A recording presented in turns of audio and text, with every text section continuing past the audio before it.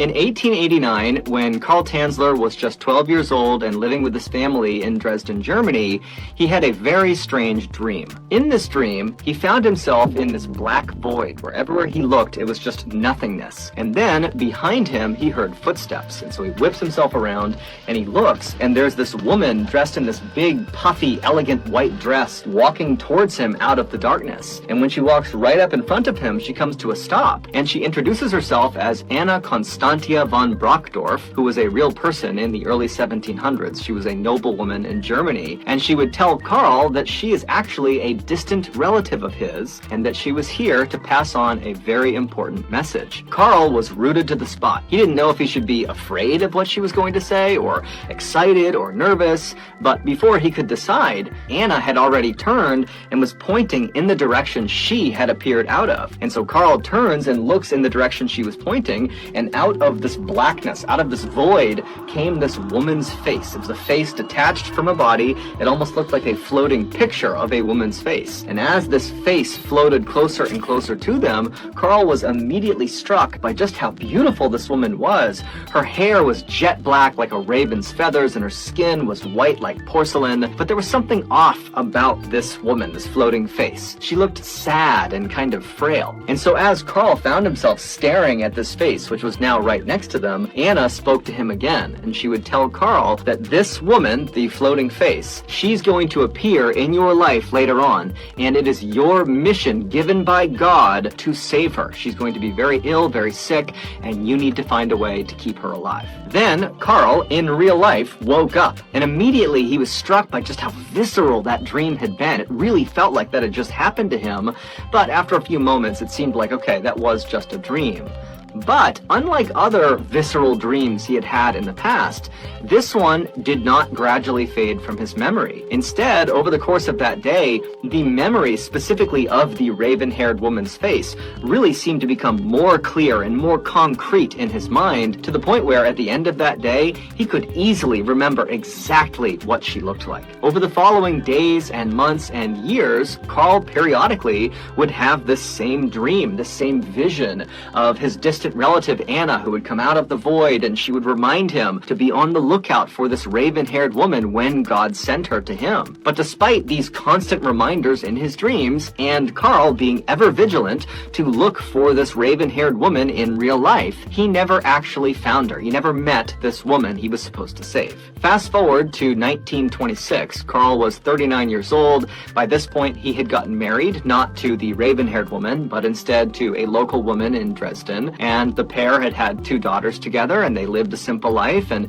by and large, Karl seemed rather content and happy with his life. However, secretly, he was a little disappointed that these dreams, these visions that he was having of Anna and the raven-haired woman, that they had not come true, that it really had just been a dream. That year, due to an economic downturn in Germany, Karl and his family left Germany and emigrated to the United States, where they believed there would be better opportunities for them. And when they arrived in the United States, they settled in Central Florida, but within a year, Karl and his wife had a severe falling out, and they split up.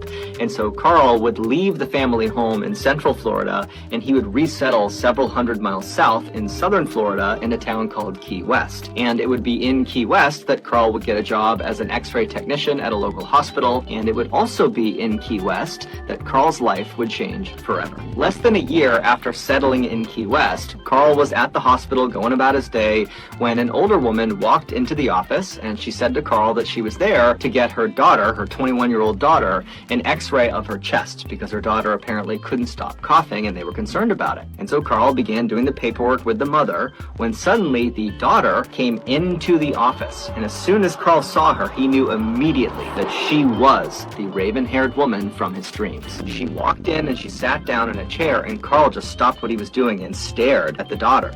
And then he kind of broke out of it and turned his attention back to the mother, and he said to her, "Ma'am, don't worry, I will do everything in my power to save your daughter's life." Now, The mother didn't know what was wrong with her daughter, and so this was both really helpful that this man she was talking to was so willing to help, and also kind of ominous that he was already insinuating that she could be dying. But either way, the mother said, "Thank you very much, we really appreciate that."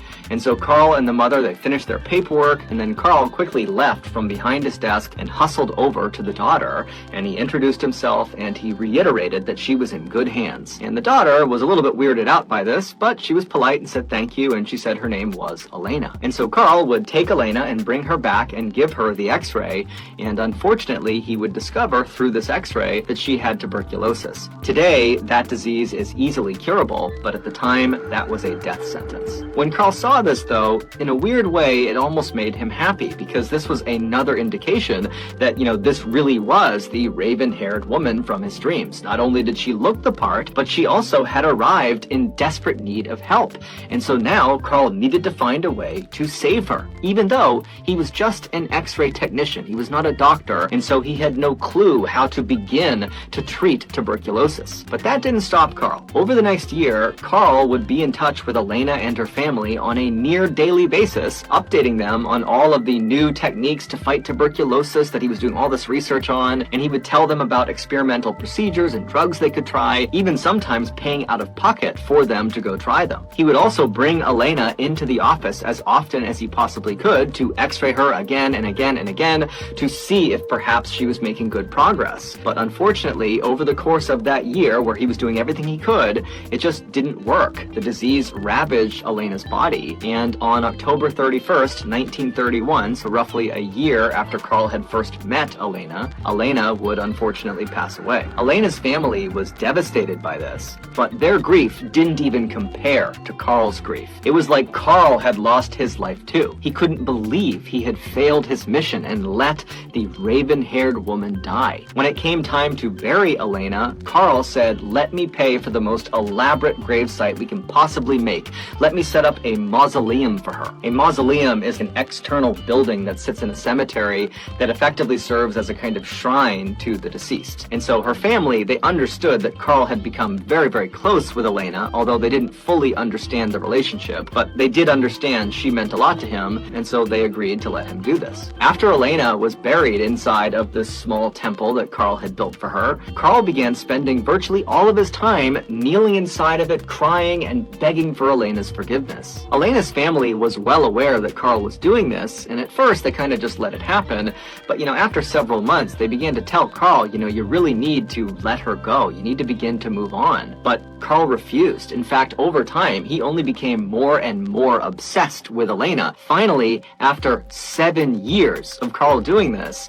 Elena's family decided, enough is enough. He really needs to stop making her loss all about him. It's not his loss, it's our loss. We're her family. And so the family decided the only way to kind of get Carl to stop doing what he was doing is to demand he give the key back that gave him access into the small area inside of the mausoleum. So one night, Elena's sister, whose name was Florinda, decided to go over to Carl's house unannounced and confront him and get the key back from him. And so she hopped in her car and she drove over to his property. His house was kind of set back off the road behind some trees, and so you had to drive down this kind of winding driveway to get to it. And so Florinda turned onto his driveway and she began driving, and when his house came into view, the first thing she noticed was a number of the windows on the first floor were all lit up. Clearly Carl was home, and as she's driving towards the house, she's just looking in these windows, and for a second she sees Carl, and he's very elegantly dressed in a suit or a tuxedo, and he's ballroom dancing with this woman who's also very elegantly dressed as well. And for a second, Florinda considered turning around and not disturbing him, but then she thought, you know what, this has been going on for so long, I just need to get this over with. And so she drove her car and stopped in front of Carl's house. She hopped out, she walked up onto his porch,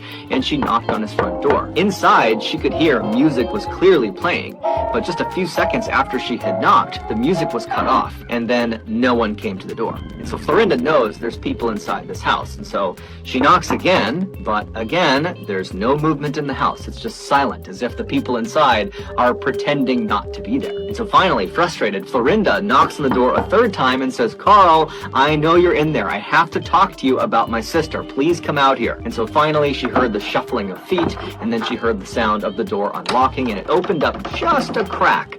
And through this crack, Carl looked through, and he looked out at Florinda very suspiciously, and he said to her, "What do you want?" And Florinda would say, "Look, I'm here to talk to you about my sister. Can I please come inside for a second, or can you come out here and talk to me?" But Carl pretty much immediately said no, and then he shut the door. However, before he shut the door, Carl had very briefly stepped out of the way, allowing Florinda to see through that gap into the house. So before the door actually shut, she got to see who and what was inside that house. And what she saw was the woman Carl had been dancing with, and the woman was seated in a chair maybe halfway through the house, and she was facing the door, and Florinda knew immediately it was her sister. And so she's standing on the porch having no idea what to make of what she's just discovered. And so feeling kind of overwhelmed, she just kind of staggered off the front porch, she turned around, she ran into her car, and she drove off to tell the police. When the police came back, they knocked on the front door, and they demanded that Carl let them see the woman he was there with. And so at this point, Carl knew the gig was up, and so he opened the door and he allowed them to come inside. And when the police went inside, they saw the woman he was with, and sure enough, it was Elena. However, Elena was deceased and had been for 7 years. After her death, Carl said he was able to talk to her inside of her mausoleum, and so that was why he was going back there every single night, because he and Elena were spending time together. And then at some point in 1933, so 2 years after Elena has been dead and buried, Carl would say she told him while he was visiting her mausoleum that she didn't like being in the mausoleum and that she wanted to come back with him and stay at his house. And so the following day, Carl had shown up with a child's wagon, and he pulled her out of her coffin, pulled her out of the mausoleum, put her corpse in this wagon, and wheeled her back to his house. He had continued to go to the mausoleum every night for the next 5 years just to keep up appearances, but Elena's body never went back inside of it. She would stay at his house, where he painstakingly attempted to restore Elena's very badly decomposed body to its original form. He strung piano wire through her entire body, connecting all of her bones together to keep her skeleton intact. He replaced her eyes with glass eyes, and he began rubbing the special wax all over her skin. He also stuffed her insides full of rags in order to give her a full, natural look, and he constantly sprayed her with perfume to reduce the smell. Once she was, in his eyes, back to normal, he began spending as much time with her as he possibly could. He would change her outfits constantly, he would put on makeup, and he would give her new jewelry, and he would talk to her about the ups and downs of life. He would laugh with her, he would cry with her, he would sleep with her. Carl would admit that ultimately his goal with keeping Elena in his home was to eventually still save her life. He believed if he could somehow get her body up into the stratosphere, that the radiation up there would bring her back to life. And if he could do that, he would be fulfilling his God-given mission to protect her. But Carl never got a chance to launch her into the stratosphere. Instead, he was charged with wantonly and maliciously destroying a grave and removing a body without authorization. However, these charges would be dropped and Carl would be set free. As for Elena, her body was returned to her family and they would bury her in Key West. Pulled from a 1997 article in the British Medical Journal. The article was written by the psychiatrist who treated the patient, who will be the focal point of this story. The only reason I bring this up is because this story truly sounds made up, and it's not. One night in the winter of 1984, a healthy, middle-aged woman, who we'll call Brenda for this story, was at her home in London reading a book when she suddenly heard a voice in her head. It said, "Please don't be afraid. I know this must be shocking for you to hear me speaking to you like this, but this was the easiest way I could think of. My friend and I, we used to work at the Children's Hospital, and we would like to help you." Brenda couldn't believe what was happening. She had never heard voices in her head before, and this voice that was speaking to her, it was so clear, and it did not sound like any voice she had heard before. And so at first, Brenda just sat on the couch and didn't do anything and just waited, hoping that maybe she was just imagining this. But the voice in her head seemed to pick up on her reaction and said, "Brenda, this is not a hallucination. We're real and we want to help you." Brenda did not believe it was real. She believed she had just lost her mind. And so for the rest of the night, she just completely ignored the voice in her head, and first thing the next morning, she went to her doctor's office and said, "Please help me." The doctor referred her to a psychiatrist, and so she went over to the psychiatrist's office, and after they performed an evaluation of Brenda, they said, "Look, I don't really know why you're hearing these voices. There's no clear medical explanation for why." And so Brenda was ultimately diagnosed with something called functional hallucinatory psychosis, which basically means Brenda was hallucinating, but there was no clear reason why. The psychiatrist began treating Brenda with an antipsychotic drug as well as with supportive counseling. Over the next couple of weeks, as Brenda diligently took her medications and went to her appointments, the voices eventually stopped. And so Brenda went into her psychiatrist's office and she said, "Doc, you've saved me. The voices are gone. I'm so happy." And the psychiatrist would later recall that Brenda was visibly relieved. It was obvious that she was not making this up, that she really believed that she had these voices and now they were gone. And so after Brenda left the office, she actually went on vacation with her family outside of London just to celebrate the fact that she had not, in fact, lost her mind. But while she was away on holiday, she started hearing the voices again. And this time, they told her she had to get back to London as soon as possible because there was something terribly wrong with her. And they gave her a very specific street address that she was supposed to go to seek treatment. And so Brenda is horrified that the voices are back in the first place, but what she's really scared about is that maybe there's some truth to what these voices are telling me. Maybe there is something wrong with her. And so Brenda ran to her husband and she explained what happened, and he was very reassuring and said, "Look, honey, you should just totally ignore the voices again. There's probably nothing wrong with you. Just try to relax and have a nice vacation." But Brenda could not relax. She could not ignore the voices because they were constantly telling her, "You need to leave. You need to go back. There's something wrong with you." And so finally, Brenda convinced her family to end the vacation early, and they headed back to London. And as soon as they got there, Brenda made her husband come with her, and they drove to the street address the voices had given her. And when they got to this very specific location, they found themselves standing in front of the brain scan unit of a London hospital. Brenda and her husband were totally shocked, but before they could even react to what they were looking at, the voices in Brenda's head came back, and they told her, "You need to go inside and you need to request a brain scan for 2 reasons. 1, there's a tumor in your brain. And 2, this tumor is causing your brainstem to swell." At this point, Brenda was so scared that this information might actually be true that despite what her husband was saying, she went right inside the brain scan unit and she requested the scan. And when they asked her, "Who's the doctor that referred you over here?" she said, "I don't have one." And then she ultimately told them that, "Well, there are voices in my head that told me to come over here and get this scan." Now, the doctors at the brain scan facility were not totally like, "Get out of here," but instead they said, "Look, this is a very expensive scan. We can't just let you in here and get a scan because the voices told you to. We need a clinical reason to do it. We need a doctor's note saying you need this scan."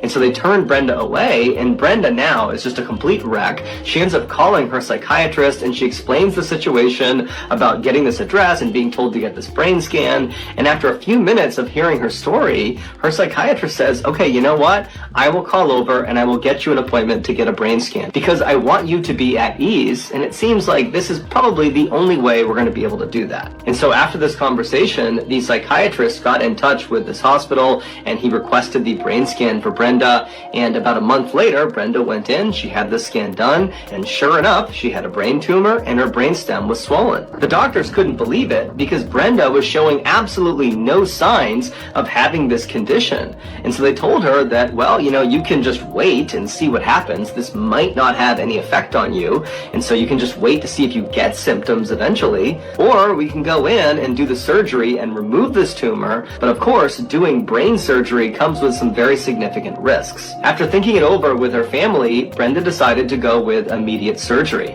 and after telling her doctors as much, the voices in her head told her that she had made the right decision. A couple of days later, Brenda went in, and her surgery was a huge success. After she regained consciousness in the recovery room, the voices spoke to her. They said, "We are pleased to have helped you. Goodbye." After that, Brenda never heard the voices ever again, and she never had any complications from the surgery or from the tumor. And to this day, the medical community still has no idea who those voices constantly being subjected to all of this gruesome, horrific stuff. Do you think that has any effect on you in general? Sometimes it does. I covered the story about this woman in her 60s. She went hiking, but she gets lost, and being a seasoned hiker, she decides to stay put because she knows someone's going to come look for her. She's going to wait it out, and so she just sets up her camp. She's got food, she's got water, and she just sits there. But unfortunately, no one ever finds her. She kept a journal. She clearly recognized about 3 weeks into her stay day that she wasn't going to be found, and she now was too weak.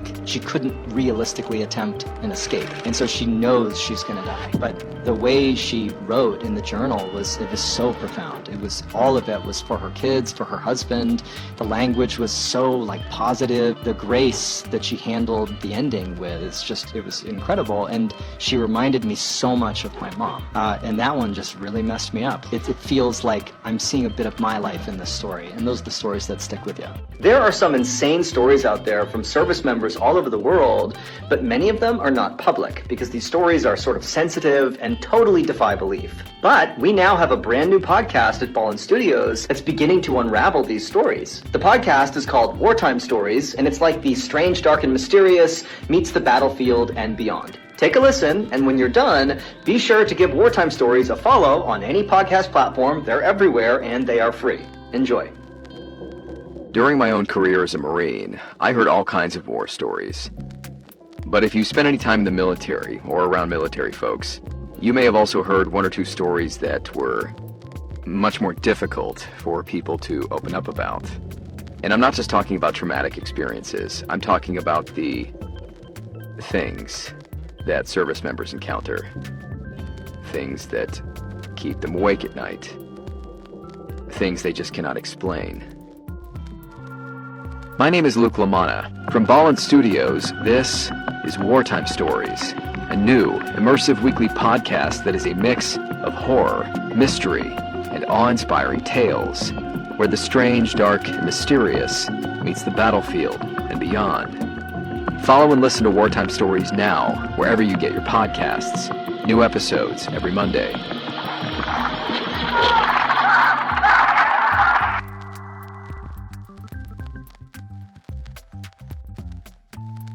On a Friday afternoon, 2008, a homicide detective named Kevin Lloyd had all this paperwork on his desk that was a huge stack of biographical information about gang members. Suddenly, something he saw stood out to him. Small-time gang member named Anthony Garcia, and he walked his way where they stored all of the files for all the unsolved murder cases. He found the case that he was looking for. The file described a murder. A 23-year-old man named John Juarez was standing in front of this liquor store. Two men walked up to John, drew a gun, and began firing shots and killed him. The photo that Lloyd saw, Anthony has this huge chest tattoo, and he realizes it is the same depiction of the crime scene. Anthony Garcia, his nickname was Chopper, a slang term for a helicopter, meaning the helicopter represented Anthony Garcia, and the peanut guy was John Juarez. Ultimately, Anthony would be sentenced to 65 years to life in prison. In August of 2015, 16-year-old Nacy Perez suddenly woke up in the middle of the night because she really needed to use the bathroom. Nacy lived in a town called La Entrada, which is located in one of the poorest and most dangerous countries in the world, Honduras. She had recently married the boy she was in love with. His name was Rudy, and the two of them were both very excited about their first child, which was due in a matter of months. So Nacy reached the back of her house, and then she made the familiar walk across her backyard toward the outhouse. But Nacy would never reach the outhouse. The next morning, Nacy's mother woke up first. Her name was Maria. She saw Nacy lying on the ground. And so Maria, she screams, she runs outside to her daughter, and Nacy is unresponsive and she's foaming at the mouth. Maria and the rest of Nacy's family, they decided to call a priest to perform an exorcism, but it wouldn't do anything. And so at that point, Maria and the rest of Nacy's family would take Nacy, who was still totally unresponsive and foaming, to the local hospital. But by that point, it was too late. Nacy was dead. When Nacy's family asked the doctors what happened to her, they said they didn't know. And so Maria and the rest of Nacy's family brought Nacy back home. They had an ad hoc memorial service, and then they buried her. The following day, Nacy's husband, Rudy, who was totally distraught because he has not only lost his wife, he's also lost his unborn child. He got up early and he just had to go to the cemetery to be with his wife. Nacy had not been buried under the earth. Instead, she had been placed into a coffin coffin, and that coffin had been slid into this big hollowed out cement block, and then they walled up the opening. And he goes up right next to it, and he leans up against it, and he begins to quietly sob. But just seconds later, he would hear something that would cause him to stand up and sprint away. The day before, approximately 1 or 2 hours after Nacy's coffin was slid inside of that cement tomb, Nacy woke up.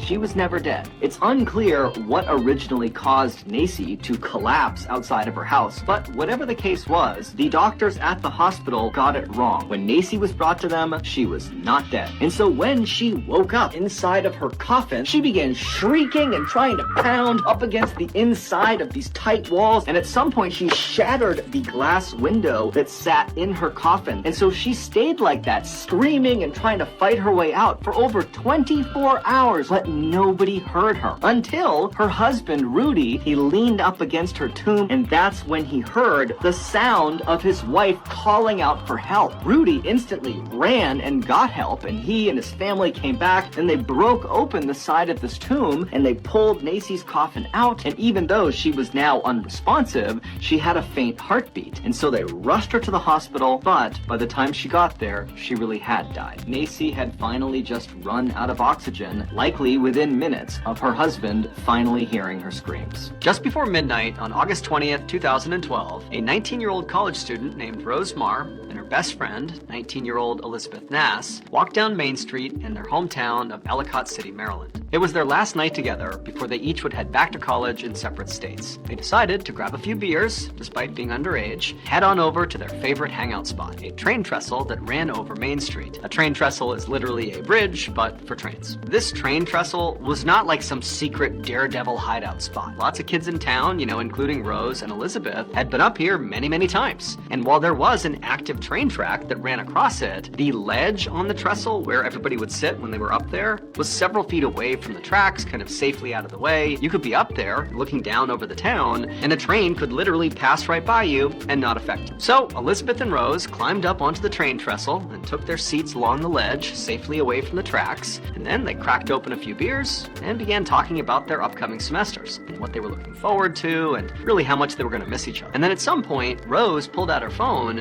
and she took a photo of her and Elizabeth's feet dangling off the trestle. She posted that photo to Twitter, and then as soon as she hit post, she and Elizabeth heard this loud screeching sound coming from right behind them. When they turned around to see what it was, something huge smashed into them, and then it went black.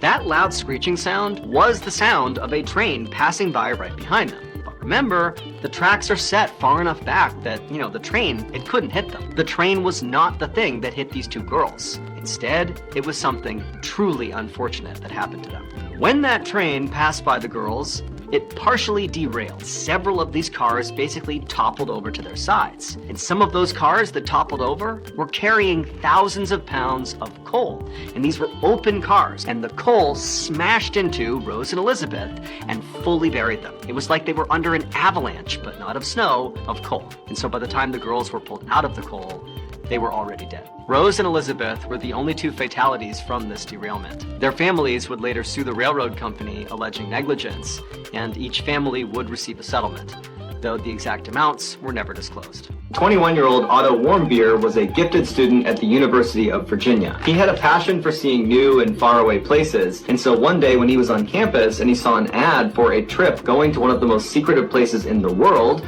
North Korea, he jumped at the opportunity to go. On December 29, 2015, Otto met up with the other 10 members of this tour group at the airport, and they took off for North Korea. The hotel they were staying in was designed to entertain foreigners. In addition to their bar and 5 restaurants in the lobby, they had a massage parlor, a sauna. I mean, this group was totally living it up. The following morning, which was the day of their departure from North Korea, Otto was one of the last people of the group to hand his passport to airport officials. And when he did, it seemed like they spent a lot of time looking at it and then looking at Otto, and then at some point, 2 North Korean soldiers just appeared out of nowhere behind Otto, tapped him on the shoulder, and they grabbed him by the arm and led him away. Later, North Korea would release grainy CCTV footage that showed this unidentifiable figure walking into a restricted area, pulling a poster off of the wall. And the North Koreans were saying that figure was Otto. After taking Otto from the airport, North Korean officials said they found the poster that had been stolen in Otto's possession, and they accused him of damaging or stealing any item that has the picture or name of the North Korean leader on it. Otto was sent to jail, and the rest of his group was told to leave. 2 months later, on February 29th, the North Korean government released a video that showed Otto walking into a North Korean courtroom, and he proceeds to confess to his crime. The way he describes what he did is so bizarre that many people believe it was a forced confession scripted by his interrogators. Otto says he put on his quietest boots and then snuck his way into the hotel where he stole the poster. He claimed a local Methodist church, a university's secret society, and the American administration pushed him to do this. He said his actions were intentionally designed to hurt the work ethic and motivation of the Korean people. And then after his nearly 2-minute long confession, he stands up and bows to the court and begs for forgiveness. A month later, the North Korean court would convict Otto and sentence him to 15 years of hard labor. But after 17 months of intense political pressure, North Korea agreed to release Otto and send him back to the United States. When he was sent back, he was not the same Otto. He had suffered some unexplained head injury and was in a coma. When Otto's parents saw him for the first time, they barely recognized him. They said it looked like his lower teeth had been moved around with pliers. North Korea denied any intentional mistreatment of Otto. Doctors did everything they could to try to get him out of this coma, but there was nothing they could do. And so his parents made the heartbreaking decision to remove him from life support, and he died shortly thereafter. To this day, no one really knows what actually happened to Otto. Here is one of the final photos of Otto taken right after his strange confession. He's holding back tears and begging for mercy, but mercy would not come. On the morning of November 13th, 1974, 6 members of the DeFeo family were asleep in their home in Amityville, New York. The 7th member of the family, Ron, was sitting on his bed in the basement. At around 1 a.m., he gets up off his bed, he grabs a rifle, and he starts walking up the stairs. And he walks right into his parents' bedroom, and he raises his rifle, and he puts 2 rounds into his father's back. He aims at his mother, and he shoots her 2 times. And he goes across the hall into his brother's room. He fires 1 shot into his 12-year-old brother, Mark, and then he aims at his 9-year-old brother, John, and he fires 1 shot into him as well. And he walks down the hall to another bedroom where he finds his 13-year-old sister, Allison. He raises his rifle and he fires 1 shot. He finds his 18-year-old sister, Dawn, and he fires 1 shot into her, and then he was done. Altogether, it took Ron about 15 minutes to massacre his family. And when the police show up, Ron goes over to them and he actually confesses. On the night of the attack, when Ron is sitting on his bed and he can't sleep and everybody else is asleep upstairs, he starts hearing a voice in his head that's saying, "Catch them. Kill them." And he thinks he's just losing his mind. This shadowy figure emerges and starts walking towards him. And then Ron said, involuntarily, he reached over to the rifle that was on the bed with him, and that's when he realized he was being possessed by this demon in the basement. They didn't hold up in court, and ultimately Ron was sent to jail for life. Today, the house still stands, and it's been bought and sold a number of times over the years. No one likes to live in this house for a very long time.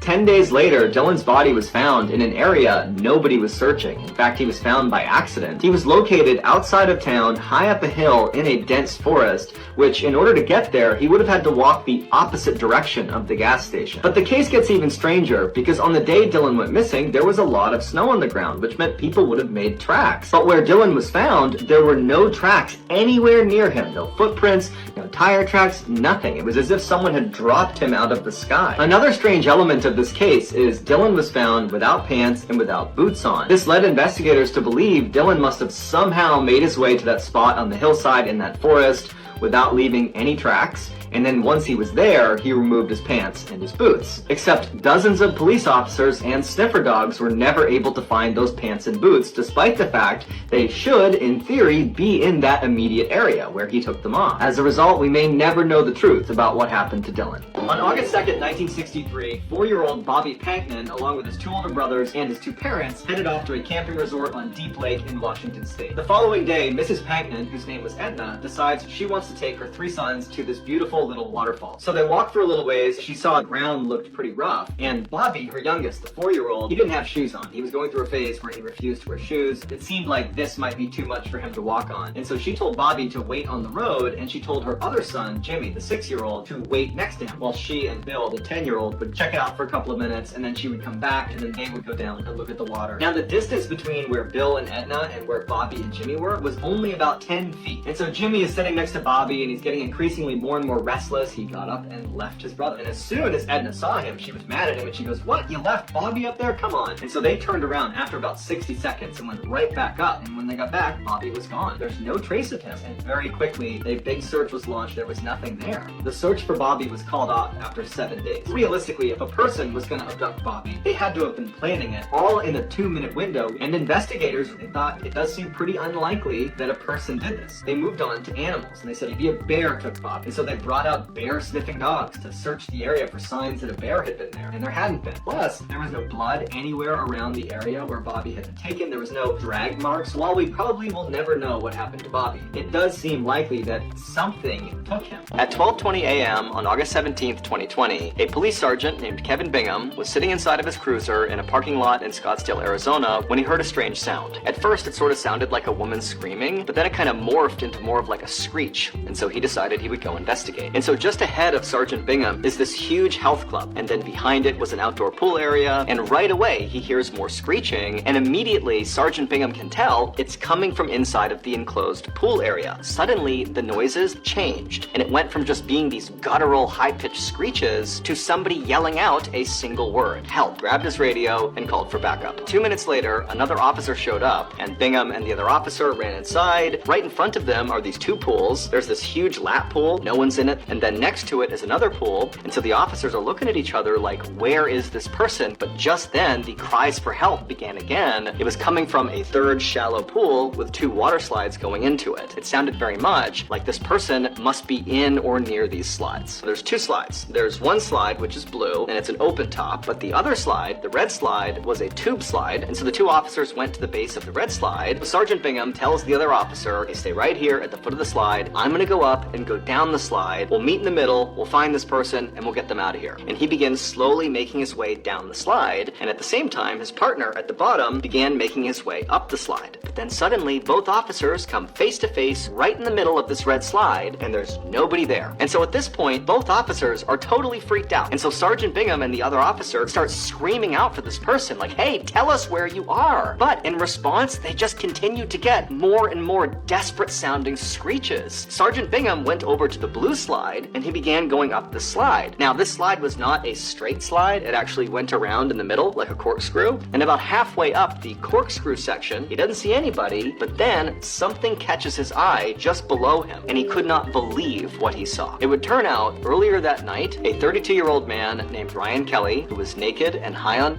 snuck into the pool area. He began walking down that blue slide. He stopped and noticed there was a support beam that supported the corkscrew section of the slide. The top of this beam was open. It was a round beam with about an 18-inch diameter across. Ryan, being high on, climbed up to the top of it, and he began lowering himself into this pipe. He's completely wedged, barely able to breathe, and on top of that, they were experiencing a heat wave, and so he's basically cooking alive, and there's no way to get out. And so for hours and hours, rescue crews tried to get Ryan out, and so finally, at the 7-hour mark, they had to bring in a crane, and they had to fully dismantle the slide, but unfortunately, by that point, it was too late for Ryan. He had passed away. An autopsy would show that ultimately what killed Ryan was the combination of the in his bloodstream and the extreme heat he was exposed to inside of that pipe. On the evening of June 28, 1997, an 83-year-old woman named Leela Howard turned up the radio in the living room of her small home in Texas, and then she took a seat next to her husband, Raymond, on the couch. Raymond was now 88 years old. He was also recovering from brain surgery, and they both were planning to go to bed in the next few minutes because they had a big day the next day. They were going to go to the Pioneer Day Music Festival, which is an annual fiddling festival vehicle located about 15 miles away in the town of Salado, Texas. The next morning, Leela and Raymond walked out the front door of their house, and they walked down to their driveway where their Oldsmobile car was parked and began driving. That evening, Leela's son, Hal, decided to swing by Leela and Raymond's house. He noticed that Leela and Raymond's car was not in the driveway. And so he thought, maybe his mom and Raymond were out driving around somewhere and they'd be back later. A few hours later, at 8 p.m., Hal drove back to Leela and Raymond's house. He saw their car was still not back yet. He opened up the door and he walked inside. All he could find was on one of the beds there were all these neat stacks of clothes that were laid out, and so it just seemed like something's off here. Hal ran outside and he called the police. The police quickly discovered that Leela and Raymond had never even made it to the music festival, and nobody reported seeing anything or hearing anything. That is, until 3 days later, located 500 miles away, a police officer in a little town in Arkansas spotted an Oldsmobile that was driving with its lights off. And so the officer pulled the car over and he ran the license plate, and it came back as belonging to Leela and Raymond. He had not received any updates about this missing couple. And the officer would say to Leela, "Hey, you're driving with your lights off." And Leela would say, "Oh my goodness, I'm so sorry." And so he just flicked her lights on and said, "I'm going to give you a warning, but be careful with your lights." The police officer in Arkansas who pulled them over would eventually put it together who he had pulled over. And at that point, Arkansas would get in on the search for Leela and Raymond. July 12th, these two young boys were walking by a small stream in a town called Hot Springs, Arkansas, when they began to smell a terrible smell. Police would come out and they would search that entire area, and they would find Leela and Raymond's Oldsmobile at the base of a 25-foot cliff, and they were both deceased. There were no skid marks on the cliff itself, which meant Leela, who was driving, never hit the brakes as she went over the cliff. Nobody knows why Leela and Raymond abruptly left their town and drove hundreds of miles into Arkansas, although their family members have speculated that it could be because Leela and Raymond had declining cognitive function. This story is what inspired a very, very famous song from the late 1990s. It's called "The Way" by Fastball. I'll sing you a line and see if you can remember this song. Where were they going without ever knowing the way?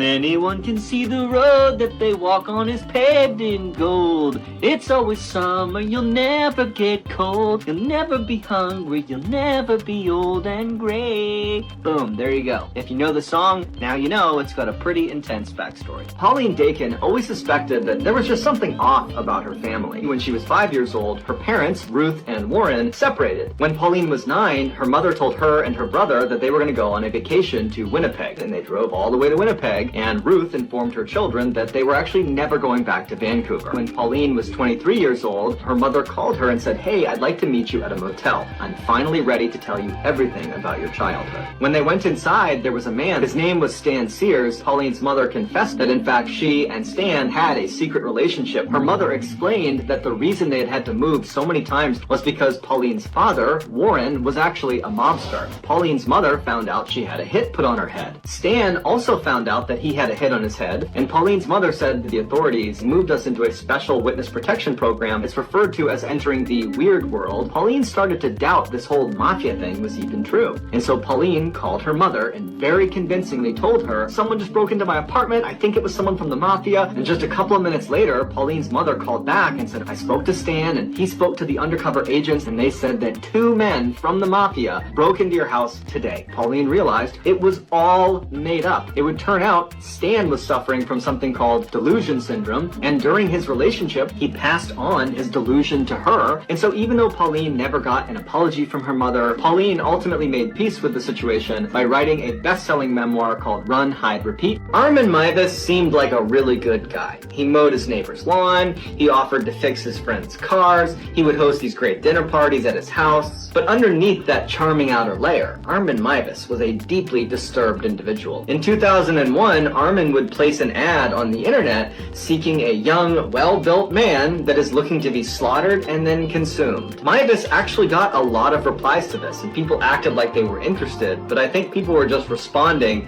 because it was such an outrageous thing he was asking for, so no one went through with it. Until a man named Bernard Brandis saw it, who had previously placed an ad on the internet himself asking if there was anybody out there that would slaughter and eat him. So perfect match. So Brandis reaches out to Armin and says, yes, I'd love to. And on March 9th, 2001, the two meet up at Armin's house. Brandis lays down in the bathtub while Armin sets up a video camera. He wants to film this for a variety of reasons, but mostly he wants to make sure that everybody sees that Brandis is doing this willingly.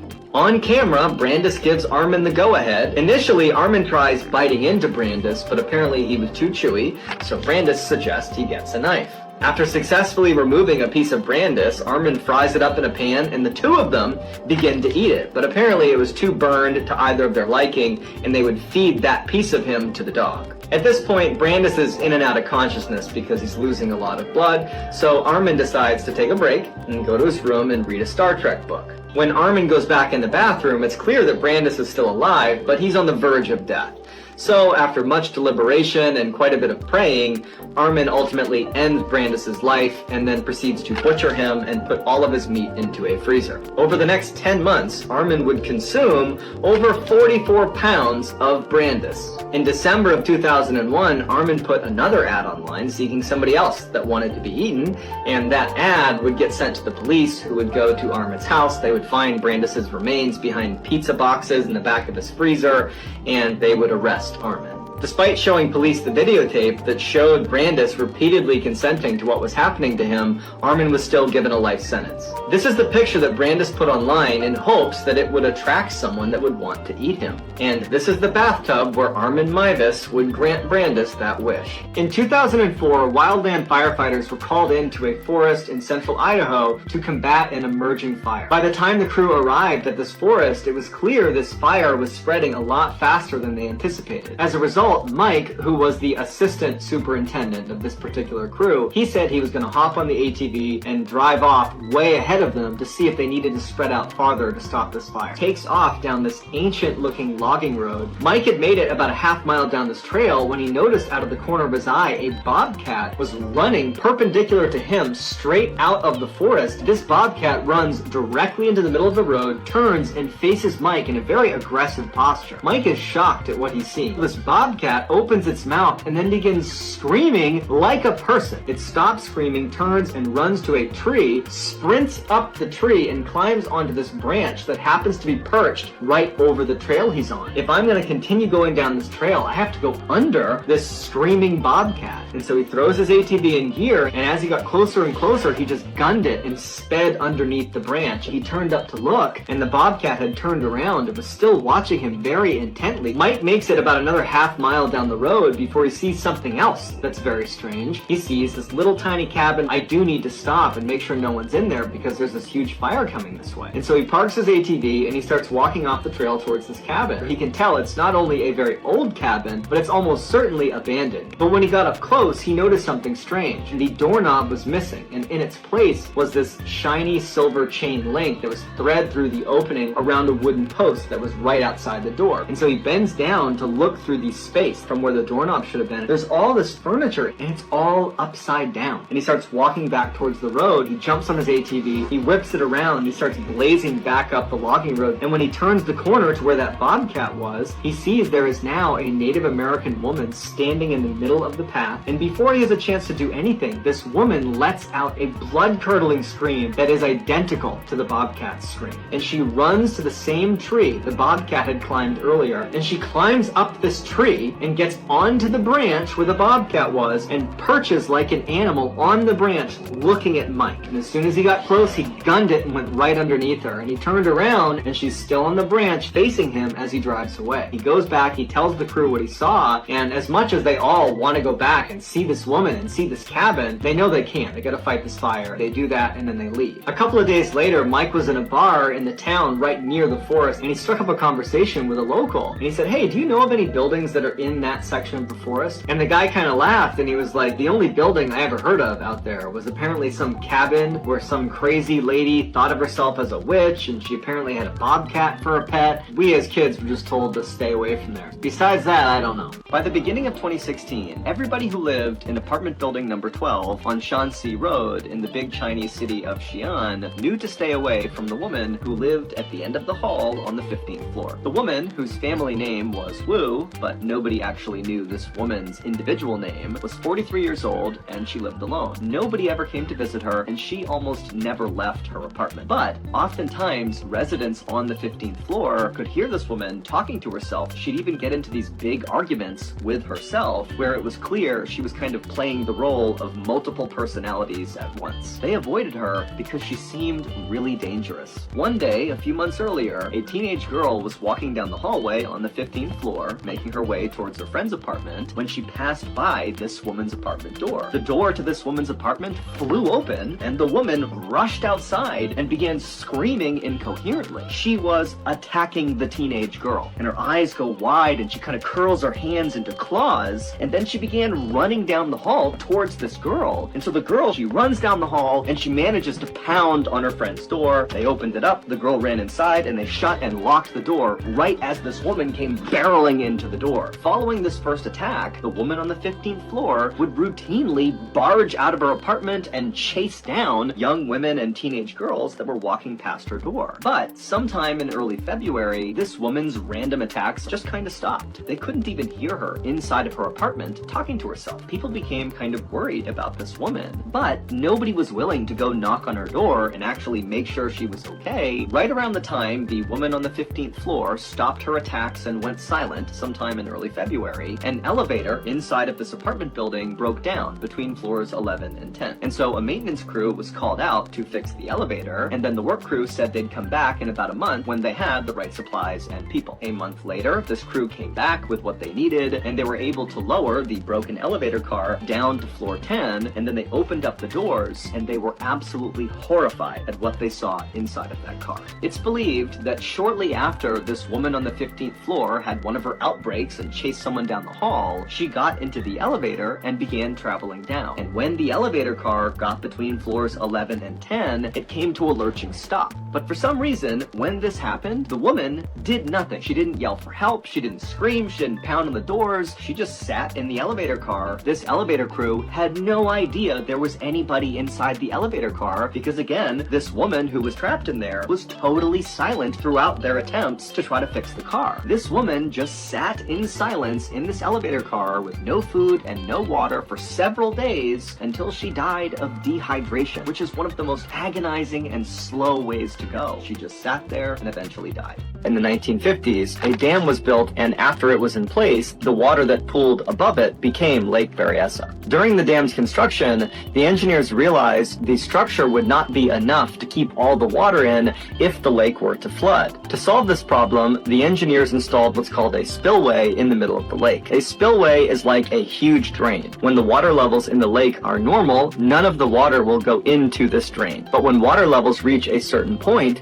the water, instead of spilling over the side of the dam, will spill into this spillway, and it will travel 200 feet straight down the 78-foot wide pipe. And when it reaches the bottom, the pipe bends sharply to the right, and the water is shot out on the other side of the dam into a creek. On a summer day in 1997, 41-year-old graduate student Emily Schwalik was swimming in the recreational side of Lake Berryessa. That evening, before she got out of the water, she decided she wanted to have a closer look at the spillway, which at the time, because the water levels had risen high enough, water was pouring down into the spillway. So Emily turned around and began casually swimming away from the recreational area towards the center of the lake. At some point, she would have seen signs poking out of the water, and she would have seen them on land telling her to stay back. After passing those signs, she would have reached a long line of red caution buoys that were the last line of defense to try to keep people back from the spillway. But Emily went under those buoys and continued on towards this huge drain. Nobody went close to the spillway,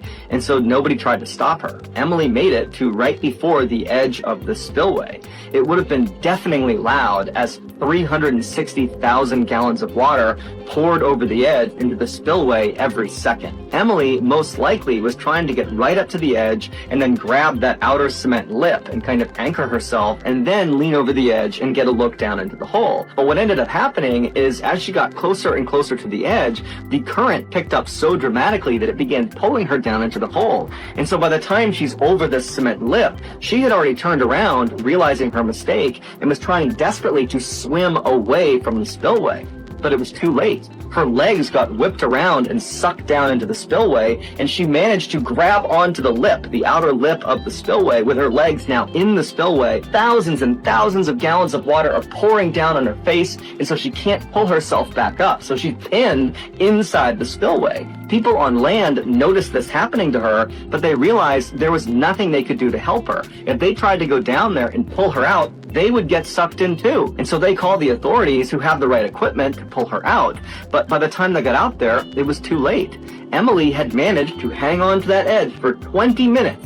But finally the water overpowered her, she lost her grip, and she fell backwards down the 200-foot chute to her death. At around 9 p.m. on October 26, 2009, a 19-year-old college student named Miyako Hiroka bagged up the last bit of trash inside of the ice cream parlor where she worked. Miyako went to school in a city called Hamada City. There were two ways that she could get back to her dorm. The quick way would be to just hop on a bus, and the other option, which was free, but it would mean walking through this really spooky forest. And so Miyako began walking towards the forest. The following day, Miyako's mother would call the police and report her daughter missing. 11 days after Miyako went missing, a man who was hunting for mushrooms up on this mountainside about 15 miles away from the ice cream parlor believed he spotted this beautiful mushroom, grabbed the skin of this mushroom and began to pull. He stopped and he called the police. "I found a human head!" When police arrived on that mountainside, they found Miyako's severed head right underneath those leaves. And over the next couple of days, as police searched this forested mountainside, they would find different parts of Miyako all over the place. But there was very little evidence about who had actually done this to Miyako. And so quickly, this case began to go cold. One of these TV reporters who was in Hamada City to report on this crazy case, they discovered that right before Miyako was murdered, a convicted sex offender named Yoshiharu had been let out of prison and decided to live in Hamada City. And they searched his home. They discovered a digital camera with 40 photos on it that would explain what happened to Miyako. It was very clear Yoshiharu had murdered Miyako. A man and a woman were spotted on surveillance camera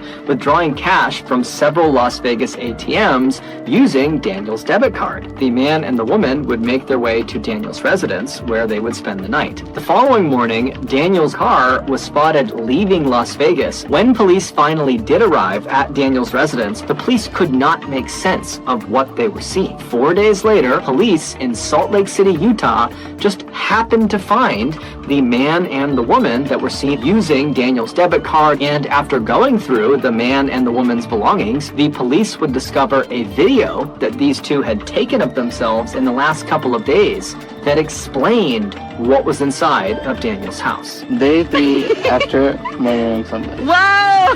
Don't put that on camera. The young man and the young woman were 18-year-old Aaron Guerrero and his girlfriend, 16-year-old Sierra Halseth, Daniel's youngest daughter. They had gone to the Winco and purchased disposable gloves and bleach and drop cloths, and they had gone to the Home Depot and purchased a circular saw and saw blades and lighter fluid. And then they headed for Daniel's house. They would inflict up to 70 stab wounds in Daniel's body. They stuffed Daniel into a sleeping bag, and right in the middle of the living room of his house, they doused him in lighter fluid and lit him on fire. Aaron and Sierra attempted to destroy evidence inside of the house, but it was totally ineffective. And so at that point, the couple decided they would just burn the entire house down, but the fire they set was just not very big and it kind of smoldered out, and so they would just kind of leave all of the evidence all over Daniel's house. Daniel caught wind of the fact that Aaron and Sierra were planning to run away. The parents forbade their child from seeing each other. Sierra decided she would just have to kill her father